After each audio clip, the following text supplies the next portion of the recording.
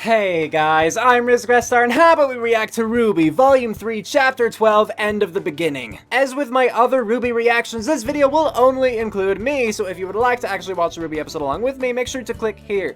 It will take you to Rooster Teeth's YouTube channel under their RWBY playlist right to the video that I am watching. So it'll have better synchronization than if you use like Netflix or the DVD version. So yes, open this in another window, another tab, download it, whatever, put a timestamp down here so we can sync it up and it'll be good. Alright guys.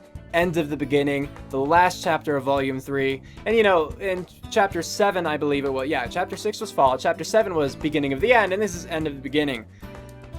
So, it's hard to say exactly what that means. Chapter 7, beginning of the end, was all about seeing Cinder's rise to power, is how I'm gonna phrase that. I'm gonna say that's what that episode was. It was about, you know, again, how she recruited Mercury, how she recruited Emerald, not in that order, the White Fang, how she got part of, you know, Amber's, you know, Fall Maiden's power, and so I'm thinking that was kind of the rise of Cinder.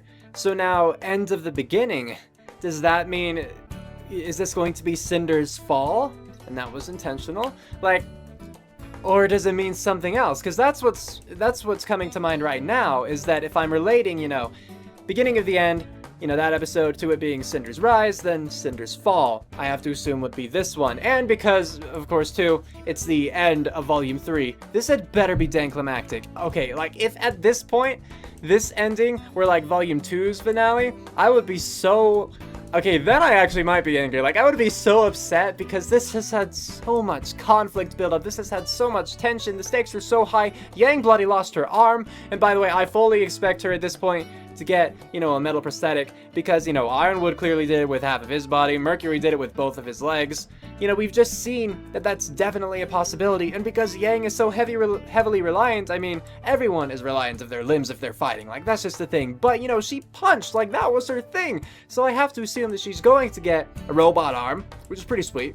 But, oh, it still sucks so bad for her. Oh my gosh, it still sucks so bad for her. That's such a traumatic experience, right? It has to be. Even in that world, I don't know what their technology is like. I don't know what their medicine or whatever is exactly like. But I'm pretty sure that the mindset is still pretty much the same. If you lose something like that in combat, that sucks. It wasn't even really combat, like she went in to throw a punch kind of thing and he just slashed her because Adam is a douchebag and I hate him and stuff.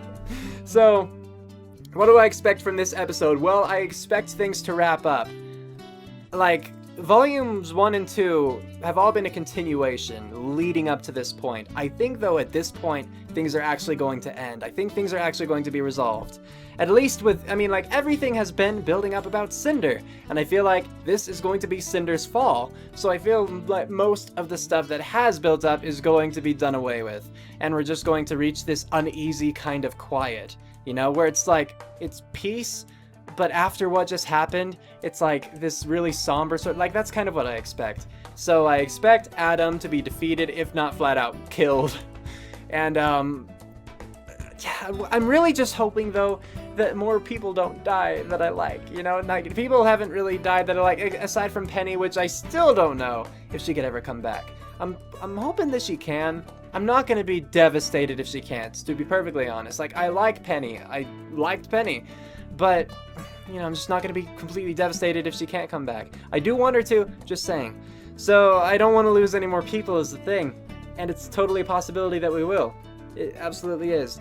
But Ozpin is now facing down with Cinder. Jean and Pyrrha are running together. I don't know if Pyrrha was affected at all by what happened with Amber, because it seemed like there was some sort of transfer going on. It seems like it was just interrupted.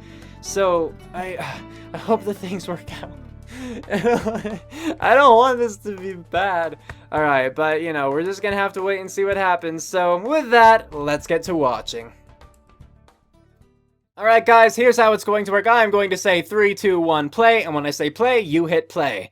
Alright, this is the last episode, guys. The last episode of RWBY that has been created thus far. I'm like caught up now. Okay. 3, 2, 1, play. Again, there was a slight delay when I hit play, but it shouldn't affect anything too much, so I'm not gonna like redo it or anything. And here we have the intro, the Volume 3 intro for the last time. This is where it all comes to conclusion, you know? Like, this is where everything is gonna happen. That hasn't happened yet, obviously. So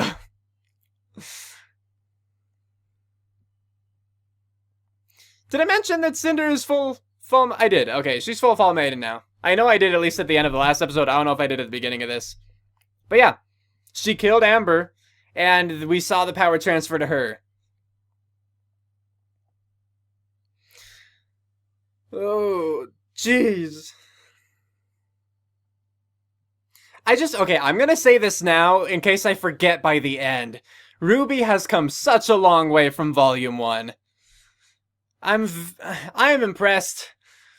I'm a little bit proud, which I shouldn't be because I had no part in this, but I just like, seeing these characters grow and seeing the show itself grow. Because, I went in with high expectations and I enjoyed Volume 1. I definitely enjoyed Volume 1, but I was also disappointed by it due to its, the length of the episodes and the lack of substance and content within them and just like some of the things that happened. But Volume 2 picked it up, it fixed things, and then Volume 3 has been so good. Has it been a perfect show? No, but it's been so good. Husband and Cinder fighting!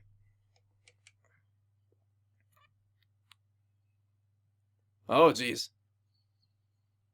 Oh, was he just that fast?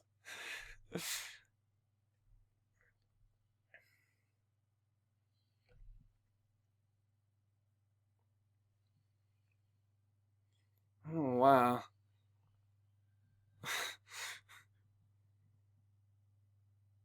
No, oh no. No, go back. Don't cut away.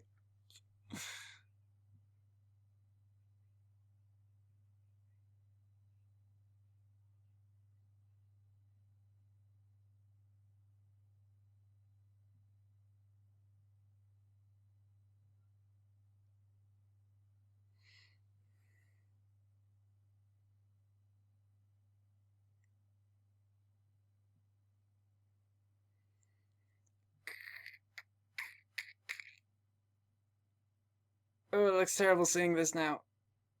Oh, it looks even worse now.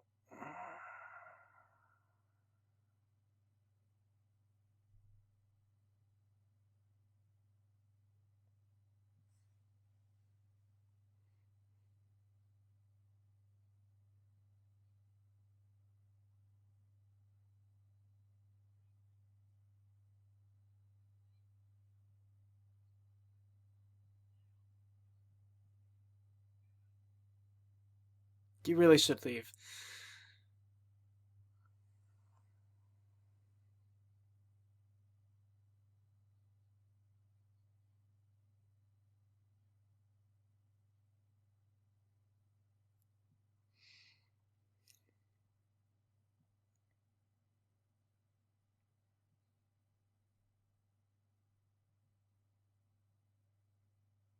Honestly, I think a big part of that was RWBY didn't want to have to see more of what happened to Yang. Which I don't think is a bad thing. I think that's perfectly natural, but I think that's part of it.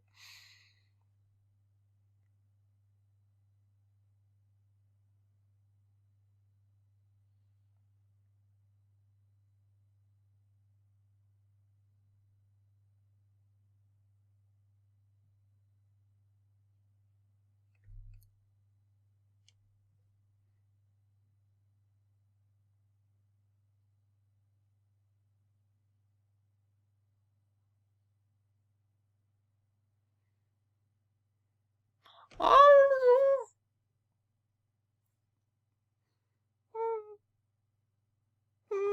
that's so good, but it's also so bad. Oh no, because that's like, it's finally an Arcos moment, but then it's just shipping him away.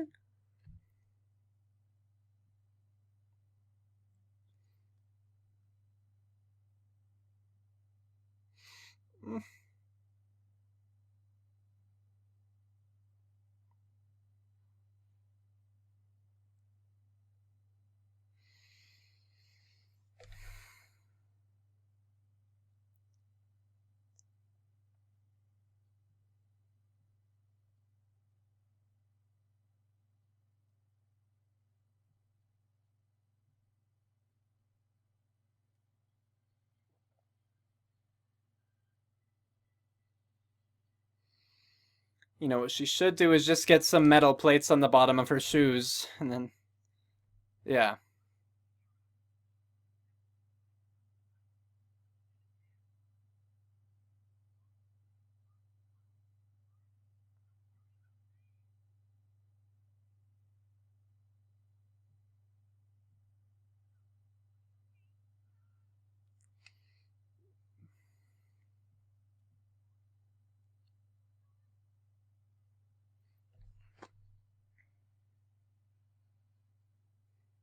Oh, it was heartbreaking.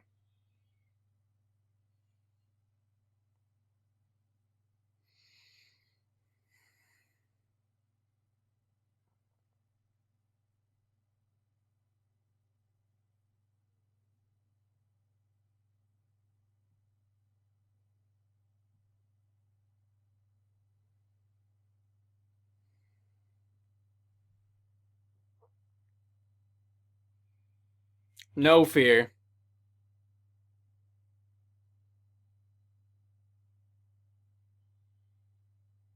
Also communication?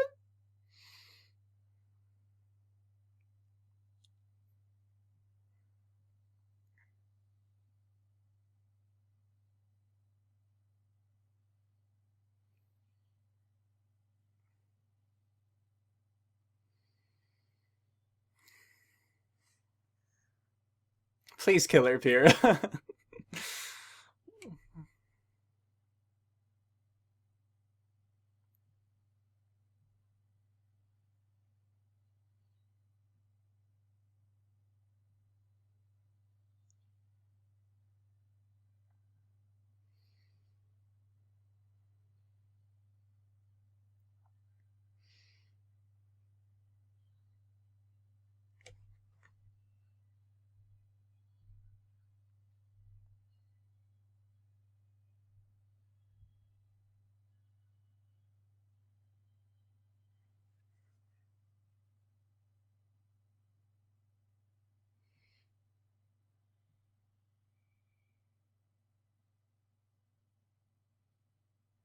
uh, oh. Oh.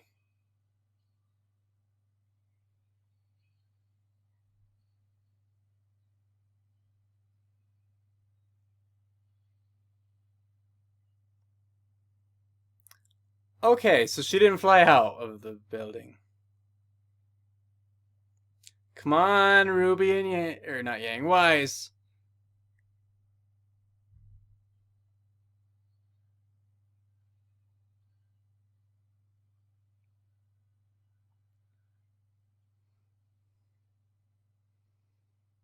Mm.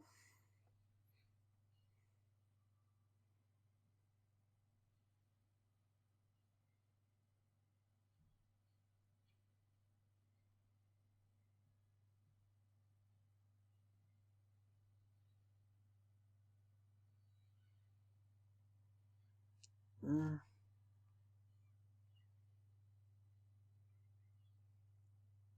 Very much agreed.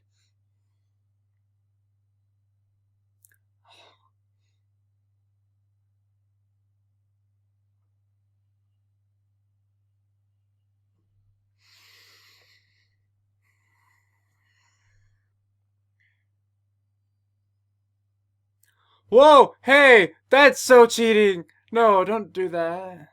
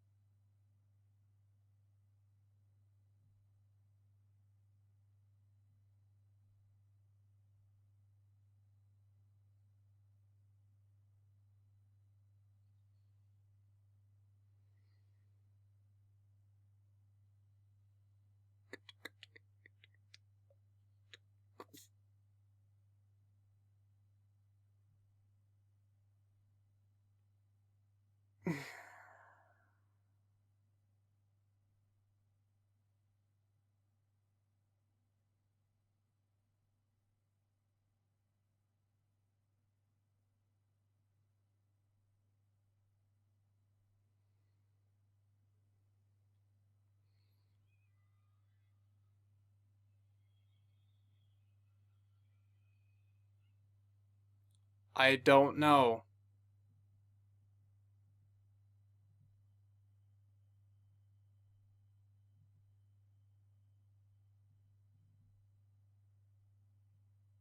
Okay.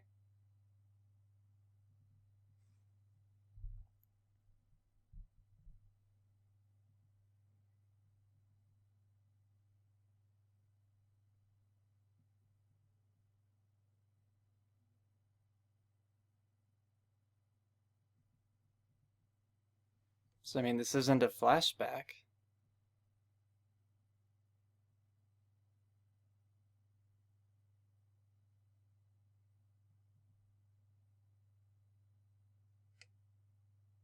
Okay, I'm going to assume that they're going to tell us what happened.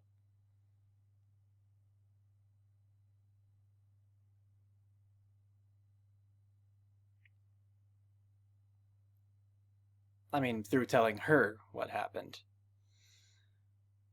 Hey, it's Papa, right?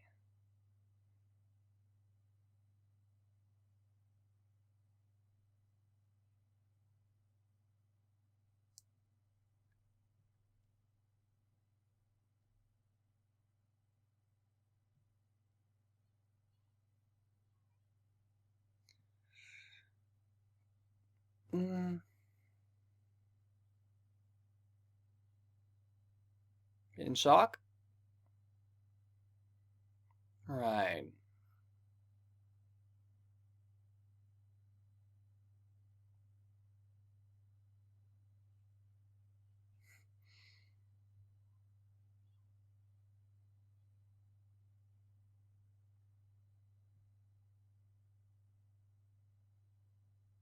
Hmm.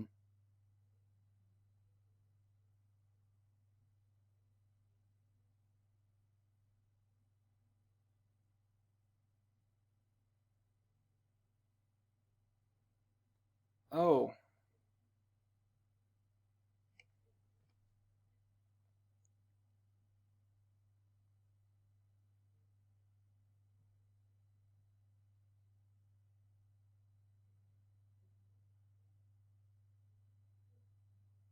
I think it's pretty important.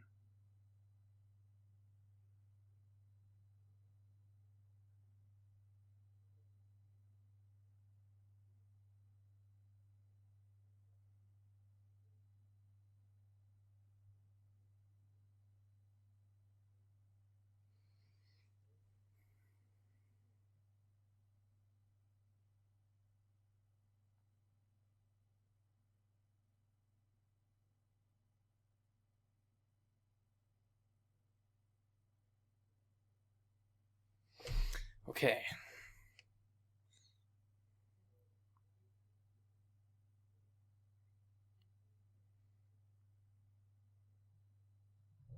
What did she do?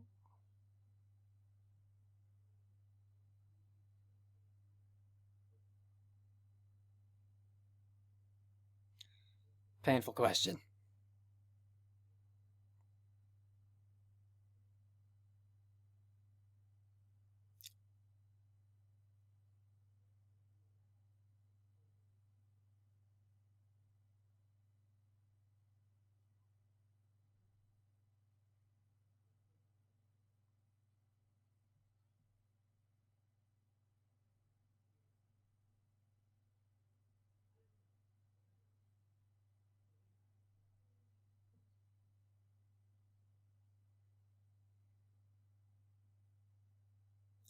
I don't remember.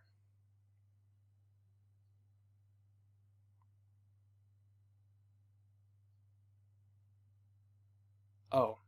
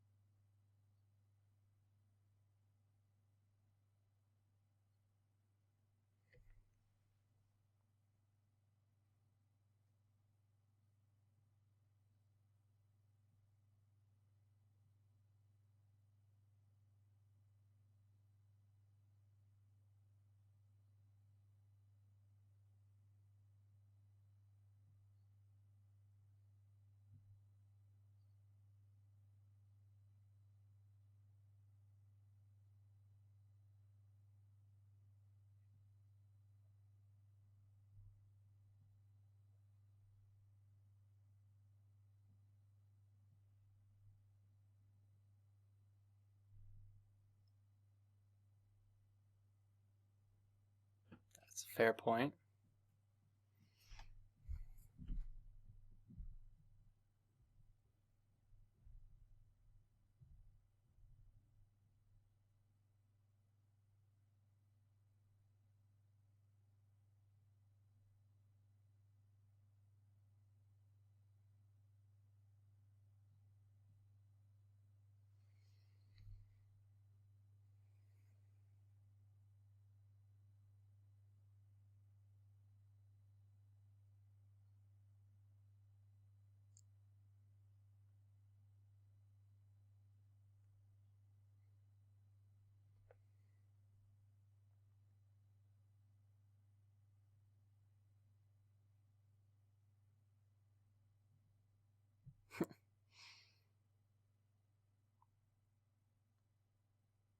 I do like Crow.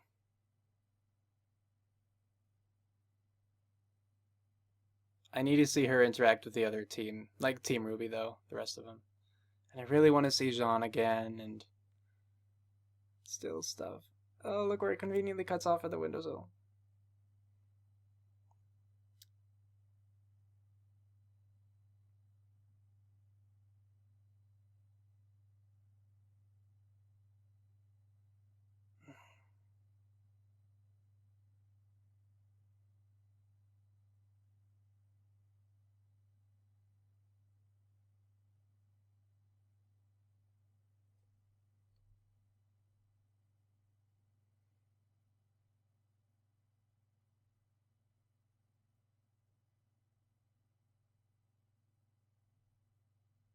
Hmm.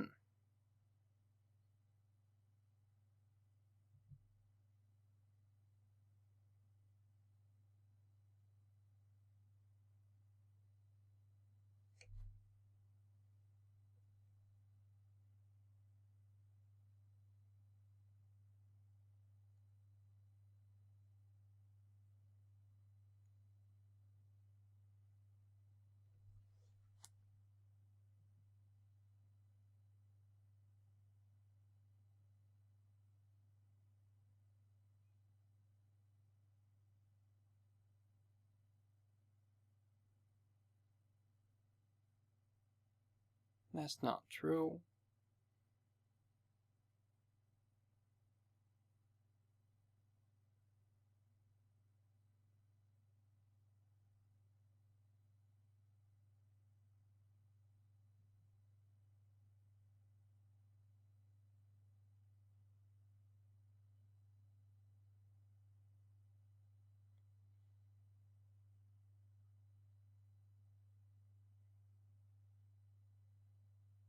Oh.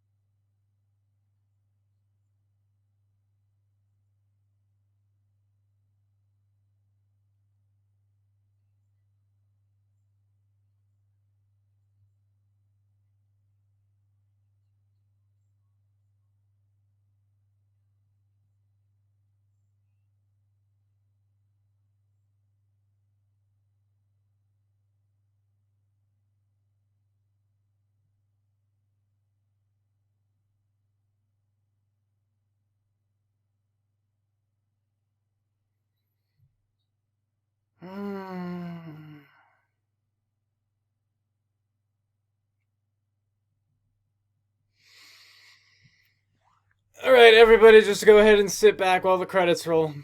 Just gather yourselves. You know. I'm gonna take a drink while this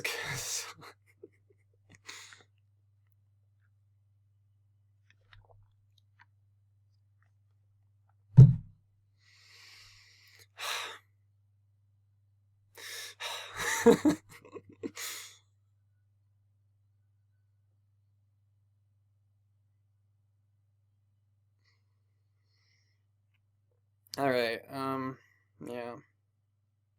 Then again, this is gonna be one of those longer ones, huh? Since it's the end of the volume. I guess then we'll start to talk about some things. I will say first that I missed some of that monologue at the end from Mysterious Woman. Like, particularly at the part when Yang looked out the window, because I was focusing on what she was looking at and just kind of stopped listening without realizing it. As soon as I realized it, I jumped back to listening, but I don't know what I missed, you know? So, I think that the one suspicion I had where, you know, Cinder might not be the top person was right. Because, I mean, there's clearly another woman who knows Ozpin and everything. You know, the woman we saw at the end, the freaky woman. And Cinder did say to Ozpin during their fight, or at the very beginning, like, she was right about you or something. That's who she was referring to. And I do wonder if it is going to be like a, you know, the Bad Witch Wizard of Oz reference. You know? Because so far we have had, you know, Ozpin, like the wizard, and then, you know, the Tin Man and the Scarecrow, and the Cowardly Lion could be Ruby's dad. I don't know. But as why could be Toto, you know? So, like, there are possibilities everywhere. If they're going to continue that with, like, the higher up kind of people, that not that Ruby's dad was so high up, like he only appeared at this episode at the very end, but it's possible that she could be the Bad Witch representation. Either way, she's bad, she's powerful, and she does not have the best at heart. So, that's what we know. Yeah, alright, there's some things I feel like I don't want to talk about, though, until, like, we're done with the credits, you know? Yeah. I'm just gonna wait a little bit longer for the rest of this stuff, I guess. Unless unless we continue waiting and I get impatient again, then I might say more.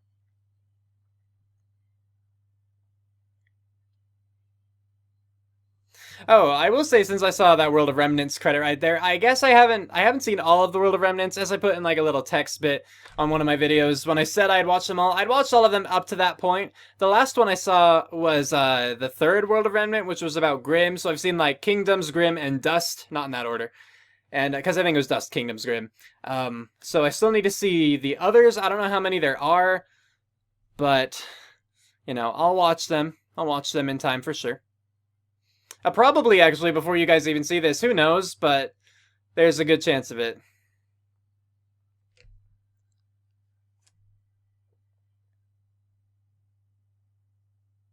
Oh, we're nearing the end.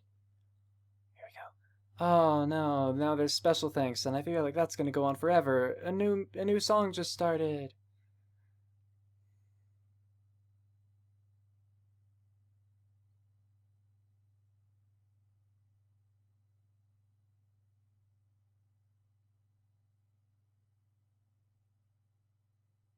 The song's sad. Stop it.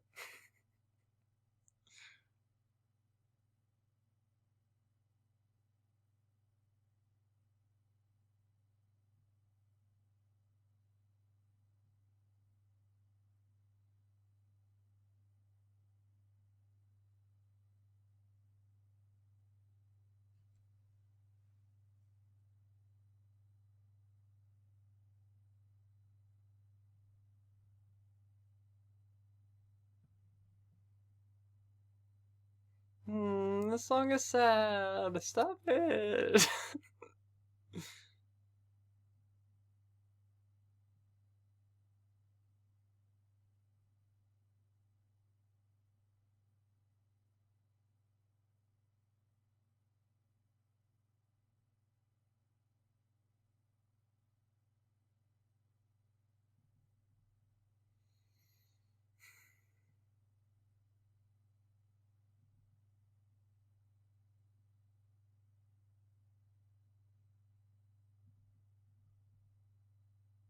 Oh. Rest in peace, Monty.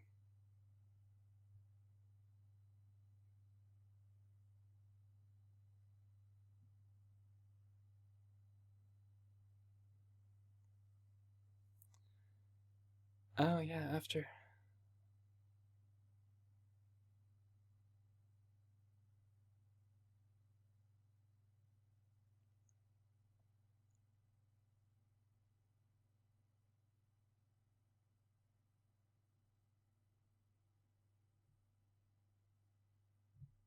Wait. Wait!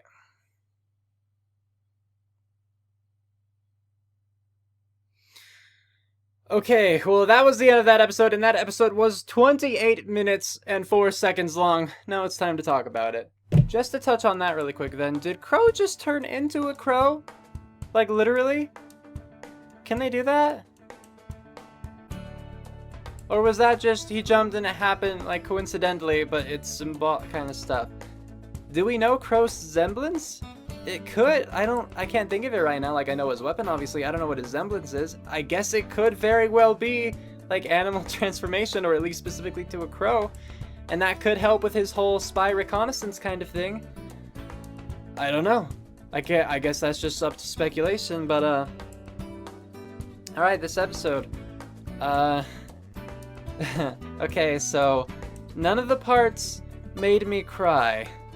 But I did get teary-eyed. I differentiate between those two. Teary-eyed, you know, obviously you get teary-eyed. And I say crying is when at least one tear rolls.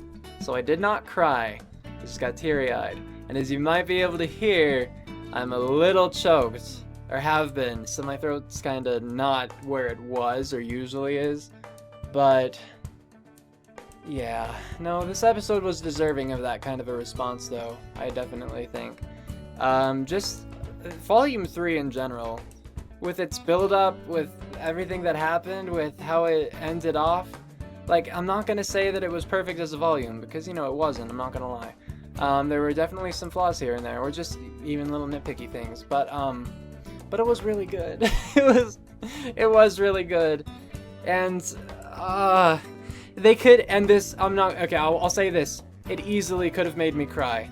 This series, not just the series, but like even just this episode or the episode before it, it easily could have made me cry, depending on whether, or like if they had just lingered on some things, if they had played some things differently. And I'm not faulting it for how they played things. I'm just saying that if making the audience cry, or at least me in particular, like they just had to dwell on some things, because like for me, what usually gets me is not loss so much. So it's like, when Penny died, that was, you know, I had reasons to, because she was an android, I didn't know if she could come back, but that itself wasn't really that sad for me. What was sad for me was people's reactions to it. And even though I, you know, really like Pyrrha, you know, watching it happen is just like, dang it, yep, this is happening. The saddest part was people's reactions to it, you know? Like, even before she died, honestly, a lot sadder than when she died was when she was talking to Jean before going up to the tower.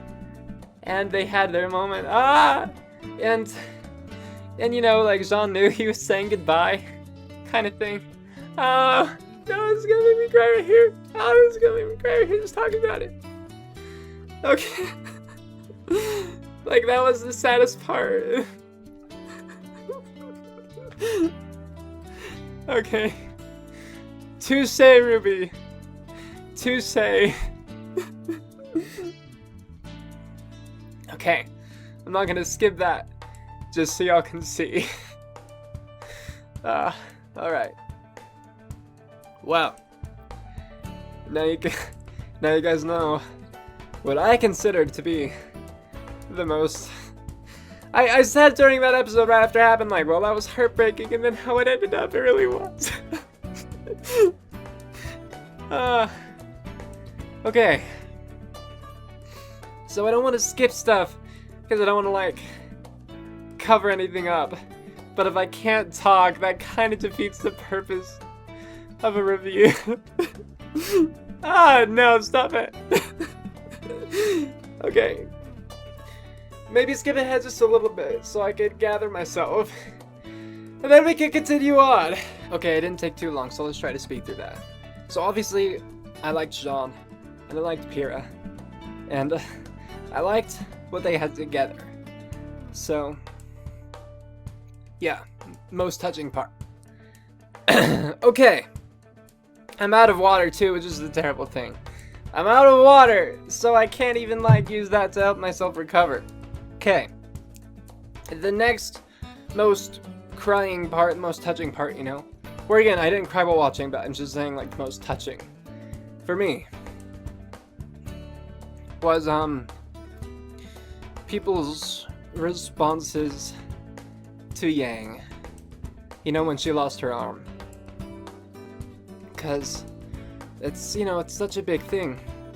But yeah, as I said, I mean, mostly RWBY's, or I guess actually mostly Blake's, and then RWBY's, because again, they moved on really quickly from that point, where, you know, like, once it happened, when, you know, Blake was there when it originally happened, you know, the episode kind of ended shortly after that, or it jumped really, you know, just to something else right after that. And then, you know, when RWBY first found out, she left right away, which, you know, was good because she was needed elsewhere. But she left right away, so that didn't dwell on that part for too long, so I didn't get to experience those emotions as well. And that actually might not have been the second most part. The second most part might well have been actually when, after RWBY woke up, and then she went and talked to Yang, and then Yang was quite clearly depressed, and for very good reasons. But then as RWBY was leaving Yang's room, you know, she said she... Dang it. I don't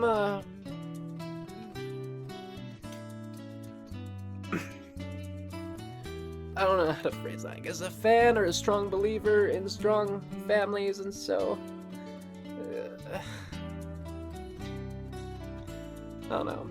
Am I just tired? Is that why I'm like extra emotional? I don't know. But the way that, you know, seeing RWBY care for Yang like that was really nice. So, there's that, I guess.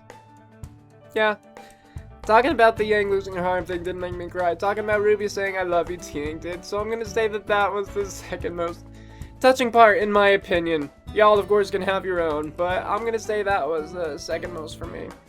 And I'm gonna take another minute to wipe away tears and hope that my voice gets back a little bit more, so hold on. Okay, not sorry for crying, but I am sorry if this has been a little awkward for anyone. So, it might still get... I don't know if I'm gonna start crying again, so yeah, I'm sorry about the awkward part, but not about me, because hey, if this show can elicit such a response from me, even more power to the show. Like, good job, so...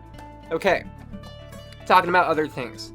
So Ozpin kind of just disappeared, but I don't think that he's dead. You know, there are too many people, like, he's just such an important character that I think it'd be too weird for him to just be dead. And with such other important, powerful characters thinking that he's alive, you know, from Crow to the mysterious woman, I just don't think that Ozpin is gone. I think he's gonna come back. At what point? I don't know. But yeah. I also assume that in Volume 4, you know, the 4 girls are gonna come together again. I don't know to what extent, because, you know, Beacon Academy is no more, so is Team RWBY no more, you know what I mean? Like, right now, RWBY is traveling with, you know, what was left of Team Juniper. You know, Jean, Ren, and Nora, so... I don't know, but I don't think that, like, Weiss and Blake are no longer gonna be part of the show, you know? I'm sure they're gonna come back, I'm just not sure to what extent, or what, you know, terms they're all gonna be on, because Yang quite clearly is not happy with Blake, and I don't know why exactly Blake ran. I don't even know what happened to Adam in the end, now that I think about it. I have to assume he's still alive and out there then, because, you know, Blake didn't finish him off. Blake just, you know, carried Yang away to safety, and then, well, and then after that left, I guess. So, I hope they come back together. And I hope that Yang can turn around and find something to strive for. I hope that she does get a robotic arm, so she's more capable, I suppose, and hopefully just comes to terms with things better. And regarding RWBY at the end there with the Silver Eyes thing and what happened, I have no idea what happened. I don't know if being Silver Eyes means that she has like another kind of semblance that's inherent to Silver Eyes. Whatever it was super powerful, and it came in a moment of like intense stress, and it froze the Grim Dragon somehow, and I feel like it killed Cinder? I don't know. I mean, if it froze the Grim Dragon, I'm just assuming that it killed Cinder too, but maybe not. Maybe Cinder got out of that. So, I don't know. I'm sure that Mercury and Emerald got out of that at least, and Neo, I think, lived. Like, last we saw her, as far as I can recall, her umbrella had been opened by Ruby, you know, and she blew off the ship. But I think those three are still alive, you know, and Ironwood's still alive. Glinda we saw still alive. She was trying to repair, but even her semblance has its limits, you know, she just was worn out. And, yeah. Back to Yang briefly about the whole cutting off the arm bit. I thought that aura protected you from things like that, because, you know, we've seen people get hit with sharp blades before, but I guess that Adam was just that strong to get rid of whatever remained of Yang's aura at that time, and actually dismember her, you know, to actually, like, cut her arm off. So, he's a powerful guy, or she was really weakened by that point. It's hard to say exactly.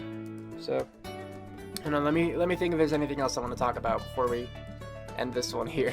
There's probably something more that I will want to say and that I'll regret not saying, because I'll remember it, like, once I'm done recording and everything. But one thing I did think that I want to say is that I think part of the reason Blake ran away is because she feels guilty.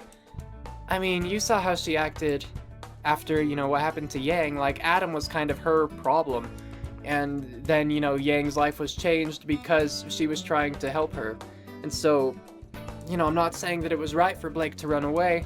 I just feel like that's probably a big part of why she did, because she felt responsible, and, you know, she couldn't handle that. And the fact too that maybe she would think staying around them longer might cause even more trouble, you know, whether or not Adam would show up again. I don't know if that's why she left, but I feel like that's good enough reason.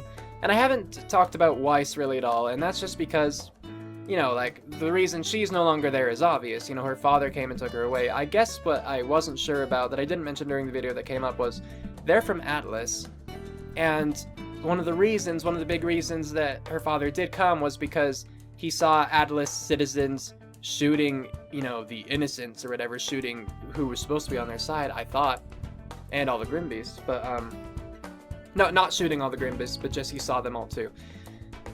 But if he wanted her to be safe, why would he take her back to Atlas? Unless he thought that, you know, she wasn't safe there as how do you say that? Atlesian citizen? Someone from Atlas, you know? Where, you know, other people from other nations would think her a threat and attack her. Or if he just thought a war was starting in general and wanted everyone, you know, in his family accounted for and safe. But, I mean, even just the fact that Beacon Academy is no more, it makes sense that he would pull her out, that, you know, families would pull their children out. And, yeah. I guess part of the reason, too, that Ren and Nora are really set on going on this trip is because they have no parents, according to Nora, in chapter 1 of this volume. When, you know, she had that fast kind of monologue thing while they were eating, and it just kind of, like, spiraled and got, like, darker and worse and everything. So I'm sure that's why they're going. I'm sure a lot of why Jean's going is to get answers and kind of make Pyrrha's, you know, sacrifice not in vain. But, yeah. Alright. Nothing else is jumping to mind right now. Oh, I will admit, I'm not entirely sure why they're going to Haven. I kind of missed that, or just I forgot it over the course of other things, like maybe crying. I think that it might be to find Ozpin, but I'm just not sure, admittedly.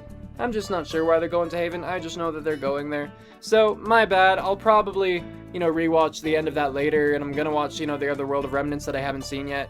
And, yeah. And now I don't really have to risk, again, spoilers, unless there are spoilers in the manga, in which case, yeah, don't spoil me. But now I can actually read comments if, you know, I want to. If I wanted to keep avoiding those, like I couldn't before, read the comments, but now I can, so yeah, I'll find out sooner or later. It's interesting at this point finally being caught up, because now people don't know what's coming up. You know, I can speculate along with everyone else, so it's interesting.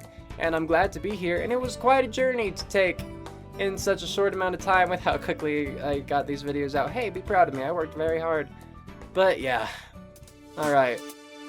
Thank you guys for watching. Volume 3 was really good. RWBY as a show has come such a long way. And yeah, with that, we're calling it here. Cue outro, go!